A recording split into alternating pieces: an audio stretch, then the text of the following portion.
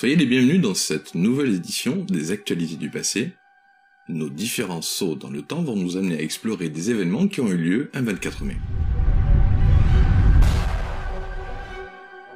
Caius Julius César, dit Germanicus, serait né à Rome le 24 mai de l'an 15 de notre ère. C'est un général romain, membre de la famille impériale Julio-Claudienne. Très populaire, héritier de Tibère, il décède avant ce dernier. Pourquoi parler de Germanicus alors qu'il ne fut pas empereur ? Simplement parce qu'il est à la croisée de 4 empereurs qui ont marqué l'histoire de Rome et qu'il est lié avec eux par les liens familiaux. Chronologiquement, le premier d'entre eux est son oncle Tibère. Avant d'être empereur, ce dernier s'illustre sur les champs de bataille. Sous son règne, les frontières de l'Empire romain restent stables. Pour lui succéder, il adopte tout d'abord son neveu Germanicus. Mais sa popularité fait de l'ombrage à l'empereur. Une fois Germanicus mort par empoisonnement, il va pouvoir enfin exercer un pouvoir autocratique des plus durs. Il vit à Capri où il s'entoure de jeunes garçons dociles. Paranoïaque, il n'hésite pas à exécuter des membres de sa famille. Tibère meurt en 37 de notre ère à un âge vénérable de 79 ans. C'est le fils de Germanicus, Caligula, qui va lui succéder. Alors au début de son règne, il se montre juste et il est très populaire auprès des Romains. Mais son attitude va changer dramatiquement à la fin de l'année. Il se comporte alors comme un tyran et se montre cruel. Il exige d'être considéré comme un dieu vivant. Il veut même nommer son cheval sénateur et il n'hésite pas à forcer les femmes de la noblesse à se prostituer.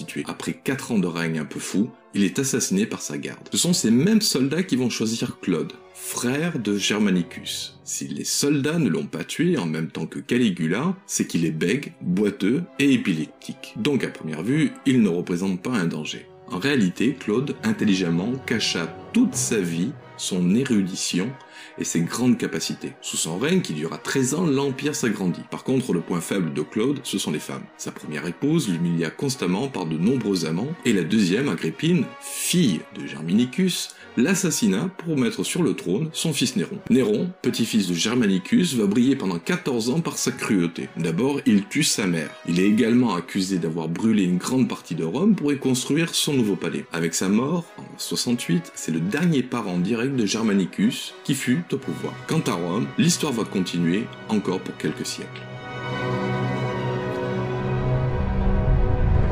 En bref, les autres événements du 24 mai. En 1974, le 24 mai, marque le décès de Duke Ellington, pianiste, compositeur et chef d'orchestre de jazz américain.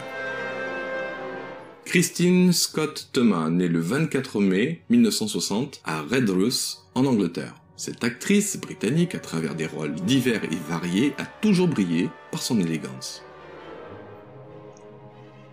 C'est le 24 mai 1941 que va naître Bob Dylan, de son vrai nom Robert Zimmerman, musicien de folk américain. Il est la figure emblématique de la musique pop des années 60.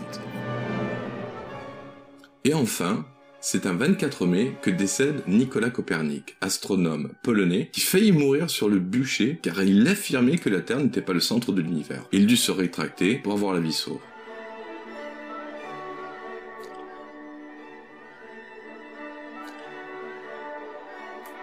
Alors, je vous remercie d'avoir visionné ces actualités du passé. Alors permettez-moi de vous rappeler, juste à titre d'information, que vous avez la chaîne YouTube des Tunnels du Temps qui sert de bibliothèque et où vous pouvez retrouver toutes les vidéos. Et permettez-moi également de vous souhaiter à toutes et à tous une merveilleuse journée.